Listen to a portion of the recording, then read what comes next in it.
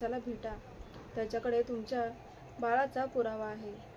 तुम्ही त्याला भेटल्यावर तुम्हाला कोर्टात तुमच्या केसबद्दल नक्कीच पॉझिटिव्हनेस येईल. असं बोलल्याबरोबर आता भूमी आणि आकाश हे दोघंही प्रीतीनरच्या म्हणजे नवऱ्याने जे काही सांगितलेलं असतं त्याच्यावर विश्वास ठेवतात. कारण त्यांची चिठ्ठीसुद्धा भूमीला अगोदर मिळालेली असते. जोगतिनीने जो कौल दिलेला असतो प्रसादाचा, त्या प्रसादामध्येच ही चिठ्ठी असते आणि त्या चिठ्ठीमध्ये प्रीतीनरच्या नवऱ्याचा नंबर असतो. त्या नंबरवरती कॉल केल्यावर आता असं समजलेलं असतं की चौधरी हा माणूस जेव्हा आमच्या बाळाला पळवलं गेलं होतं तिथे साक्षीदार आहे, म्हणजे आय विटनेस आहे आणि हाच माणूस आपल्याला खूप कामाचा आहे. म्हणून आता आकाश आणि भूमी दोघंही आता त्या चौधरीबद्दल बोलत असतात की आपण जर ह्या माणसाला आज भेटलो आणि याला जर आपण कोर्टामध्ये घेऊन गेलो तर आपल्याला याचा फायदा होईल आणि आपल्याला कोर्टात त्याला असं साक्ष द्यायला लावू की जे बाळ किडनॅप झालं होतं ते बाळ आकाश आणि भूमी महाजन यांचं आहे असं स्टेटमेंट द्यायला लावू. कारण आपल्याला कायतोंडे सरांनी फक्त 1 दिवस दिला होता आणि त्यातले काही तास उरले आहेत. आपल्याला कोर्टामध्ये काहीतरी आपल्याला पुरावा आता द्यावाच लागेल आणि म्हणूनच त्यांनी हा निर्णय घेतलेला असतो की आता काहीही झालं तरी आपण त्या चौधरीला कोर्टामध्ये हजर करायचं. आणि म्हणूनच आता इकडे आकाश आणि भूमी त्या चौधरीकडे येतात. मग आता तिथे गेल्यावरती दरवाजा वाजवल्यावर एक बाई बाहेर येते. आता ही बाई पाहून भूमी विचारते की चौधरी सर इथेच राहतात का? तेव्हा आता ती बाई जरा घाबरलेली असते. तिला असं वाटतं की हे दोघंही आता काय काम घेऊन आले असतील. तिला थोडं संशयास्पद वाटतं आणि म्हणूनच ती चौधरी बाहेर गेले आहेत असं म्हणून दरवाजा बंद करते. आता तरीसुद्धा खूप आशेने भूमी आणि आकाश तिथेच दारातच उभे असतात. दरवाजा पूर्ण बंद नसतो म्हणून ते दोघे आता त्या गॅपमधून वाकून पाहतात. तेव्हा समोरच त्यांना चौधरी दिसतो.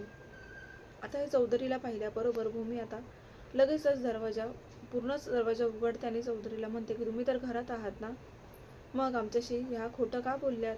आता ती बाई जरा घाबरलेली असते. ती आतमध्ये पळूनच जाते. तर आता चौधरी त्याला काहीच आता खोटं बोलायला जागा उरत नसते. कारण समोरासमोर भूमी आणि आकाशला त्याला पाहिल्यामुळे आता तो जरा घाबरलेला असतो. तेव्हा भूमी त्याला म्हणत असते की हे बघा चौधरी सर, आम्हाला तुमच्या मदतीची गरज आहे. प्लीज आम्हाला तुम्ही मदत कराल का? आम्ही खूप मोठ्या प्रॉब्लेममध्ये अडकले हो. आमच्या मुलीसाठी आम्हाला न्याय हवा आहे आणि आम्हाला आता फक्त शेवटचा पर्याय म्हणून तुम्ही आहात. तुम्ही आमच्या मुलीला किडनॅप केलं तेव्हा तिथे आय विटनेस म्हणून होतात, बरोबर ना? मग थोडी आम्हाला तुमची हेल्प झाली ना तर आम्ही नक्कीच आमच्या न्यायाला सामोरं जाऊ. प्लीज आम्हाला हेल्प करा. ते दोघंही खूप रिक्वेस्ट करत असतात आणि आकाश आणि भूमी खूप आशेने त्याच्याकडे पाहत आहेत की हा आपल्याला काहीतरी सांगेल. तेव्हा भूमी सांगू लागते की माझ्या बाळाला किडनॅप केलं तेव्हा प्रीतीनरचा नवरासुद्धा होता आणि मला असं वाटतं की तुम्ही सुद्धा त्याच्यासोबत होतात. तुम्ही दोघंही आय विटनेस आहात, बरोबर ना? पण प्रीतीनरचा नवरा याला नाही, म्हणजे प्रीतीनरचा नवरा हा आता आम्हाला मास्टर माइंड कोण आहे हे नाही सांगू शकत. कारण त्याच्या मागावर गुंड लागलेले आहेत आणि ते गुंड आता त्याच्या इतके हात धुवून लागले आहेत की तो म्हणाला की माझा कोणत्याही क्षणी मृत्यू होऊ शकतो. कारण प्रीतीनरचा सुद्धा खून झालाय. असं आता ऐकल्यावर चौधरी खूपच घाबरतो. तो आता मनात विचार करतो जर मी यांना काही मदत केली आणि त्या मास्टर माइंडला कळालं तर माझाही ते जीव घेतील. मग आता मला काहीच सांगायचं नाहीये. आकाश आणि भूमी मात्र खूप रिक्वेस्ट करायला लागतात, प्लीज आम्हाला मास्टर माइंडचं नाव सांगा ना. प्लीज चौधरी सर काहीतरी करा हो. आम्ही खूप मोठी आशा घेऊन तुमच्याकडे आलो हो. आम्ही एक आई एका बाळाचं काहीच तुमच्याशी बोलतोय. प्लीज असं आम्हाला शांत राहायला, म्हणजे तुम्ही असं शांत राहू नका. प्लीज काहीतरी बोला. कारण हा चौधरी काहीच बोलायला तयार नसतो. मेन म्हणजे तो घाबरला आहे आणि दुसरं म्हणजे त्याला तर याची भीती आहे की प्रीती नर्सला जसं मारलं गेलं तसं मी जर काही खरी स्टेटमेंट दिली तर कदाचित मलाही मारलं जाईल आणि म्हणून तो खूप घाबरलेला असतो. तर मग भूमी आणि आकाश त्याला म्हणू लागतात की सांगणार आहात की नाही? आमच्याकडे खूप काही तास उरले आहे. उद्या आमच्या कोर्टामध्ये हिअरिंग आहे आणि तिथे आम्ही तुम्हाला घेऊन जाणार आहोत. तेव्हा प्लीज आमच्या बाजूने बोलाल का कोर्टात तुम्ही? की ज्याला किडनॅप केलं होतं असं सांगाल का? ती मुलगी आकाश आणि भूमी महाजनची आहे हे सांगाल का? असं प्रश्न करू लागतात. तेव्हा आता तो चौधरी आधीच घाबरलेला असतो. तो आता नाईलाजाने हो बोलतो. तो म्हणतो आकाशला की हो ठीक आहे, मी सांगतो तुम्हाला तो मास्टर माइंड कोण आहे. असं हा चौधरी आता घराच्या बाहेर आकाश आणि भूमीला घेऊन येतो आणि म्हणतो की हा मी तुम्हाला ना मास्टर माइंडचं नाव सांगणार आहे. त्यानंतर त्याला खूपच घाम फुटलेला असतो. सतत त्याच्या मनामध्ये तेच विचार येत असतात की मी आय विटनेस जरी असलो तरी मी अडकेल का, मलाही येऊन गुंड मारतील का, तो मास्टर माइंड माझाही जीव घेईल, त्यापेक्षा मी इथून पळून जातो. आणि मग आता तो आकाशच्या पायावर जोरात पाय देतो आणि त्यांची नजर चुकवून तिथून पळ काढतो. तेव्हा आता आकाश आणि भूमी हे पुन्हा आता खूपच आता रिक्वेस्ट करायला लागतात, कारण तो पळतच सुटलेला असतो. तेव्हा आकाशसुद्धा त्याच्या मागे जरा पळत जातो, पण तो हातातून निसटून जातो, कारण तो खूपच जोरात धावायला लागतो. तेव्हा आता आकाश आणि भूमी पुन्हा डोक्याला हात लावून तिथेच आता विचार करायला लागतात की आता काय करायचं. म्हणजे आपल्याला शेवटचा एक दिवा उरला होता, तो दिवाही विझला. आपल्याकडे धागेदोरे नाही आहेत. आता कोर्टात आपण काय पुरावा दाखवणार आहोत, कारण भूमी आता आकाशला म्हणत असते की आता आपण काय करायचं, हाही पुरावा आपल्या हातातून निसटलाय, कोर्टाला आपण काय सांगणार आहोत. एकच चौधरी सरांची अपेक्षा होती, आपल्या हातातून निसटून गेले. तेव्हा आता आपल्याला काही करायचं आहे, आता आपण काय करायचं असं ती भूमी आकाशला विचारत असते. मग ते दोघंही आता घरी निघून जातात, कारण चौधरी काही सापडत नाही. आणि दुसरीकडे आता कोर्टात हिअरिंग असतं, सगळेजण जमा झालेले असतात. आकाश आणि भूमी तिथे पोहोचतात तर गीतांजली सुद्धा तिथे आलेली असते. मग जज साहेब आल्यावर आता म्हणतात की भूमी वर्सेस अबोली ह्या दोघींच्याही वकिलाने स्टेटमेंटच्या तयारीला लागा, असं ते जज साहेब म्हणतात. तर आता भूमी आणि आकाश हे गायतोंडे सरांना फोन लावायला लागतात, कारण ते अजूनही आलेले नसतात. मग आता आकाश आणि भूमी खूप वेळपासून फोन लावते, पण गायतोंडे सर त्यांचा फोनच उचलत नाहीये. त्यामुळे भूमीला जरा टेन्शन येतं. ती म्हणते की गायतोंडे सर आज असं का करते आकाश, ते काय येत नाहीये तिथे.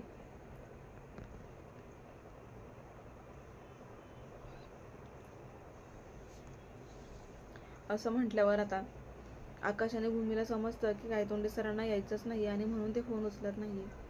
तरीसुद्धा ते कोर्टाला रिक्वेस्ट करतात, कारण इकडे जज साहेब म्हणत असतात की भूमी महाजन, तुमचा वकील कुठे आहे, त्याला बोलवलंय का, लवकरात लवकर त्याला इथे हजर करा. तेव्हा आता भूमी उभी राहते आणि सांगते की जज साहेब, आम्ही त्यांना आत्ताच फोन केलाय, पण ते फोनच उचलत नाहीये, प्लीज आम्हाला थोडा वेळ देता का, तुम्ही वाट पाहू शकता का. तेव्हा आता जज साहेब हो असं म्हणतात. म्हणून आता भूमी पुन्हा आता गायतोंडे सरांना फोन लावत असते, पण गायतोंडे सर आज फोनच उचलत नाही. आणि त्यामुळे आकाशला समजलेलं असतं की गायतोंडे सरांना सुद्धा आपल्या केसचा काहीच आता विचार केलेला नाहीये, त्यांना सुद्धा आपल्या केसमधून बाहेर जायचं असेल म्हणून ते असं करताय का, त्याने एक अंदाज बांधलेला असतो. आणि मग आता भूमी ही आकाशला सांगू लागते की आपण कोर्टाकडून वेळ मागवलाय, पण गायतोंडे सर हे फोनच उचलत नाहीये, त्यांच्याबरोबर आपलं बोलणं कसं काय होईल. मग आता आकाश पण म्हणतो की भूमी, मला तर हे काहीतरी वेगळंच घडतंय असं वाटायला लागलंय. गायतोंडे सरांना नक्की आपली केस हँडल करायची होती ना, की ह्या केसमधून बाहेर जायचे म्हणून त्यांनी रिझन शोधून काढलाय, फोनच उचलायचा नाही. मग आता एक ज्युनियर वकील तिथे कोर्टामध्ये अचानक येतो आणि लगेच जज साहेबांना एक लेटर देतो आणि उभा राहतो. तेव्हा तो म्हणायला लागतो की गायतोंडे सरांचा मी असिस्टंट आहे, मी ज्युनियर वकील आहे आणि मला त्यांनी हे लेटर घेऊन पाठवले. तेव्हा आता ते लेटर तो जज साहेबांना देतो आणि म्हणतो की तुम्ही हे वाचून त्याचं ॲनालाइज करा. तेव्हा आता जज साहेब ते लेटर हातामध्ये घेतात आणि सांगू लागतात की भूमी, आकाश महाजन, तुमच्या दोघांसाठी ही नोटीस आहे. तुमचा जो काही वकील आहे ना गायतोंडे, तो ह्या केसमधून बाहेर पडलाय. त्याने तसं लिहून दिलंय की मला ह्या केसमध्ये इंटरेस्ट नाहीये, मी ही केस पुढे हँडल नाही करू शकत आणि त्यामुळेच मला ह्या केसमधून मुक्तता हवी आहे, असं त्याने लिहून पाठवले. तेव्हा आता आकाश आणि भूमीचा चेहरा पाहण्यासारखा होतो. त्यांना मोठा धक्का बसलेला असतो की आता काय होईल, कारण आता स्टेटमेंट द्यायला आपल्याकडे वकीलच नाही असं ते विचार करू लागतात. आणि मग आता जज साहेबांना भूमी सांगते की जज साहेब, अहो आमचे वकील नाही येतात.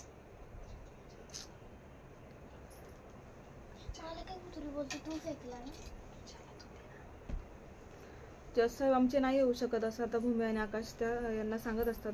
कोर्टात जज साहेबांना सांगायला लागतात की आमचे वकील नाही येऊ शकत, त्यांनी यांना पाठवले. आणि जज साहेब आता म्हणतात की हो, तुमचा वकील आता ही पुढे केस हँडल नाही करू शकणार आहे, म्हणून त्यांनी हे लेटर पाठवले. तेव्हा आता तुमचं स्टेटमेंट कोण देणार आहे, असं प्रश्न विचारल्यावर आता ते दोघं एकमेकांकडे पाहू लागतात, आकाश आणि भूमी, कारण त्यांच्याकडे काहीच पर्याय नसतो, कारण आता काय करायचं असं ते विचार करतात. मग आकाश म्हणतो की भूमी, आता आपलं स्टेटमेंट कोण देईल, आपण अचानक वकिलाला कुठून उचलून आणायचं, कोणीच तयार होत नाही, आपलं असं का होतं आपल्या बाबतीत, काल आपला वकील निघून गेला, आज दुसरा वकील निघून जातोय.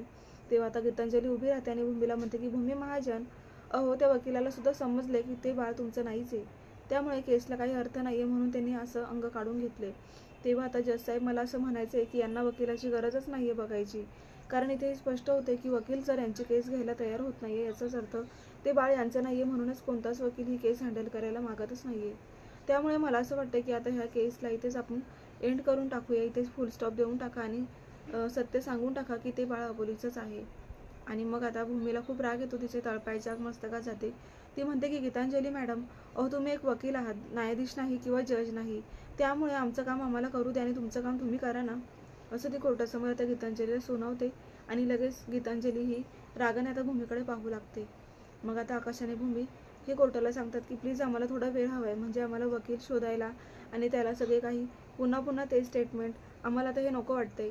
प्लीज जज साहेब आमच्यावर दया करावं, ती मुलगी आमचीच आहे, पण आमच्याकडे पुरावे नाही आहे, पण आम्हाला प्लीज न्याय द्या. तेव्हा जज साहेब म्हणतात की हे बघा भूमी महाजन, आकाश महाजन, मी तुम्हाला आज एवढं सांगतो की ही केस मी पुढे ढकलली आहे. तुम्हाला आता नेक्स्ट तारीख देण्यात आलेली आहे. तुम्ही आता पुढच्या डेटवरती स्वतःचे पुरावे जमा करा. आणि मी काय म्हणतो भूमी महाजन, तुम्ही स्वतःची केस लढा ना, ते तुमच्यासाठी सोयीस्कर आहे. आता असं म्हटल्यावरती आता ह्या भूमीला विचारच पडतो की आता काय करायचं, खरंच आम्हाला वकीलही मिळत नाही आहे, मग ही केस आता मलाच हँडल करावी लागेल, असं भूमी विचार करते. तर दुसरीकडे ही रागीने आता कारमधून येते आणि लगेच संत्याला गाडीमध्ये बोलवते आणि दोघांचा विषय चालू असतो की आता काही करून प्रीतीनरच्या नवऱ्याला उडवायचं, कारण आता कोर्टामध्ये एकही मोहर आपल्या हातून जाता कामा नये, असं रागीने आता संत्याला सांगत असते. संत्या म्हणतो की रागीन मॅडम निश्चिंत राहा, त्या प्रीतीच्या नवऱ्याला मी आता पकडणारच आहे. काल तो माझ्या तावडीतून सुटला, पण तो इथेच आसपास कुठेतरी आहे. तेव्हा आता जर तो भेटला ना की लगेच मी घातपात करेलच. तेव्हा तुम्ही निश्चिंत राहा, हे घ्या पेढ्याचा बॉक्स, कारण रागिणीने सांगितलेलं असतं की भूमी आता हारणार आहे. त्या आनंदात ते आता पेढ्यांचा बॉक्स त्या संत्याने भूमी इथे रागिणीला आणून दिलेलं असतं.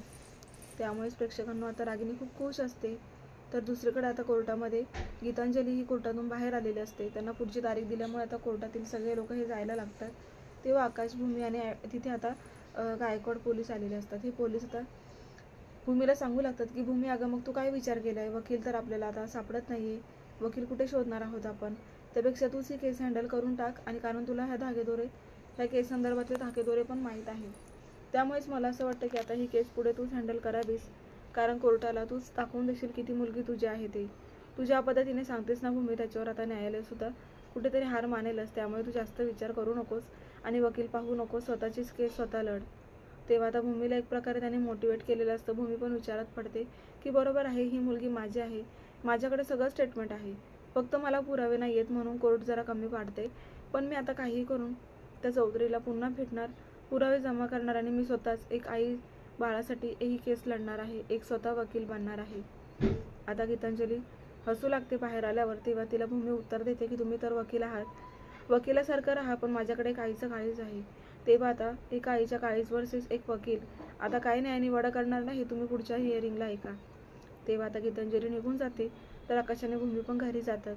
तर प्रेक्षकांना आता भूमी विचार करते की आता स्वतःच मला एका मुलीसाठी स्टेटमेंट द्यायचं आहे, मी एक वकील बनणार आहे आणि नक्की सत्याचा विजय होईल आणि मला माझी मुलगी परत मिळवण्यासाठी मी आता पुरावे दाखवणार. तेव्हा आता भूमीच्या हाती काय काय पुरावे येणार हेच आपल्याला पाहायचे. पाहत राहा शुभविवाह. अशाच डेली अपडेटसाठी चॅनलला सबस्क्राईब करा, नोटिफिकेशनसाठी बेल आयकॉनवर क्लिक करा, म्हणजे रोजचे अपडेट्स तुम्हाला वेळेवर पाहायला मिळतील. मग आज आपण इथेच थांबणार आहोत, भेटूया उद्याच्या भागात. धन्यवाद.